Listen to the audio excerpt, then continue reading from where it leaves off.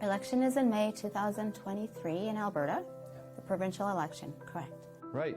So now here's the thing, and we kind of talked about this before and what we could talk about, and my problem is that most people don't even really understand politics, and that's not their fault. It almost seems to be conducted in a way so that we don't understand it and we just get bored and frustrated and we don't watch.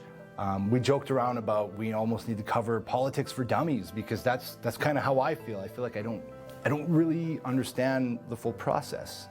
Well, most people in Alberta, actually half of Albertans have not voted in their whole life. So just starting to think about, what do I do if I want to vote? And what's happened in the last 2 years with the lockdowns, and people have realized they need to come off their couch watching TV and go out and tell the world that this is not okay, and they've gone to protests. And then the question is, what next? We, as an Advantage Party, have decided that we will allow our constituency associations to choose their candidates. And that's really risky. I don't think anywhere in the world is that. So, then there again is a big word. What's a constituency? Do you know what a constituency is? Barely. Barely. Okay, so it is an area in Alberta that's broken down, 87 regions, okay? And so the region I'm looking at running in is Parkland, Lac St. Anne. I've got a truckload of family and friends there, relatives, and I grew up west of Edmonton. So I'm thinking about running there. Everywhere in Alberta, people are really awake as to what's going on in the world right now. I'm really surprised people are telling me all about the globalists and the way they're affecting different companies and different aspects of life. Boy, that's a lot different than 3 years ago. Well, it is a lot different, and I think it's safe to say I think the convoy over the winter opened a lot of people up to that. If nothing else, it got a lot of people talking and wondering what this is all about. People like, oh, truckers don't want to get vaccines. It became a bit more than that, right? And I think the longer that we sat there ignored, the more everybody got to talking and listening and paying attention, and people start to take an interest in what's actually going on and realize that there's a lot more going on than just some truckers who don't want to take the jab. Our country's kind of in trouble, and we need, as people, need to be a little more responsible. We got to pay attention to the politics, which is hard, and I'm as guilty as anybody. I went through my phases of, I don't vote because it doesn't matter, and then I went for I got to go vote this way or vote that way. People feel kind of powerless now because there's not a lot of representation, and that's why I'm happy to have somebody like you here, because I know you well enough. You're a genuine person, you're nice, you care, and you're not dodging bullets when people are asking you questions about things like the convoy and like the socialism and things of that nature. In reality, people have never been more powerful than they are today. And it's because en masse people have woken up to what's going on in the world. In about 2010, I started hearing about Agenda 21 and Agenda 2030. Well, Agenda 2030 wasn't a thing in 2010, right? And I was going like, these people who are talking to me about this, they're nice people, but they're kind of off, So it wasn't until 2016 that I came face to face with the possibility, the thought, maybe there's something to these discussions. Maybe there really are rich bankers that are wanting to take all of the money, not only half of it, who really want to run the world, because history is littered with despots who've always wanted to run the world. We got Genghis Khan and Napoleon and Hitler, on and on and on, right? So we are really in that kind of a stage now, but it's not a conventional war. No, and it almost seems, and I think people, they hear something like the word war, you picture bombs and guns and tanks. It's not how wars are fought anymore. You attack them politically and financially, and you take them down from the inside. All you got to do is cause enough doubt and division, and that's all it really takes nowadays. Lots of deceit, lots of manipulation, lots of lying, lots of peer pressure, and pressure from the top, persecution, like we've seen persecution of Christians in Canada.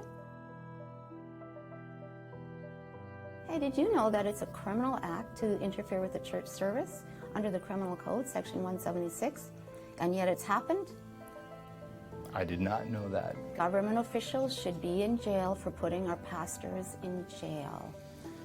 Maybe some judges come to mind. Yeah, well, so to a guy like me, and this is where you almost get into the problem, it's almost like there's so much corruption at this point that people feel like, well, the system doesn't work. It doesn't. And now we're kind of confronted with some stuff going on in the world today where, oh, there's this new system that these people want. And we're like, no, we're not going, I don't need to go that way either. We can, Klaus and his gang can keep their ideas to themselves. But it's no wonder why so many people might jump on that bandwagon, because it feels like, I think a lot of people will say, well, capitalism didn't work, and maybe even say democracy doesn't work. How do you defend against that? Capitalism and democracy have been the best systems in the world. And to take that away leads to totalitarianism. Klaus Schwab is an evil, disgusting man. He wants to take away everything we own. You're not going to be drinking scotch anytime you feel like it under Klaus Schwab. You'll own nothing, and you supposedly be happy without drinking scotch. So with the Advantage Party, we have developed a foundation where the members own the party. And it's been my vision to have that since about 2005, 2006. We started that with the Wild Rose, and globalist Stephen Harper decided that should go out the window because we were opposing his equalization formula that's so good for Eastern Canada. And so we saw Danielle Smith across the floor. We saw Brian Jean hand the Wild Rose over to the globalists. But it was all done through deceit, deception, dishonesty. And that is what's continuing. So if the members own the party, and there are many ways to have recall, to have people held to account, to have outcomes be measurable, that's the kind of party we're trying to create. Now, and I like that, you mentioned Stephen Harper, and one thing that I wanted to really get out of the way, because I think a lot of people now, we look at things as a two-party system. It's like, oh, it's conservative and the liberals, and that's it. And I think a lot of people feel, well, if I don't vote for one of them, I'm just throwing my vote away. Good question. But I mean, what's Stephen, like, Harper was brutal, and I hated the guy. I didn't hate him. Well, I don't know him personally, but I really hated some of the things that he did. And was it Bill C-21? Was that his thing? It was He did a lot of things under the radar. Yeah. I once thought he walked on water. Same with Jason Kenney. Then I found out who and what he does in his other life, and who he really is, and all about Harper. And I saw all these underhanded things he was doing, like putting important matters in omnibus bills that he'd previously criticized, and taking money from provinces like Alberta and giving them money to the east in order to buy votes. So I really had a hard fall when I came to grips with the reality of what Stephen Harper and Jason Kenney were. But like you say, people were sold on Jason Kenney being this white, shiny pony. And when I told people before the last election, they wouldn't agree with me. And one person said to me, Marilyn, phoned me up from Calgary and said, you can warn people all you like about Jason Kenney. They're not going to listen to you. You're wasting your time. You're wasting your voice. He is going to hurt people in Alberta badly, and they have to learn the hard way.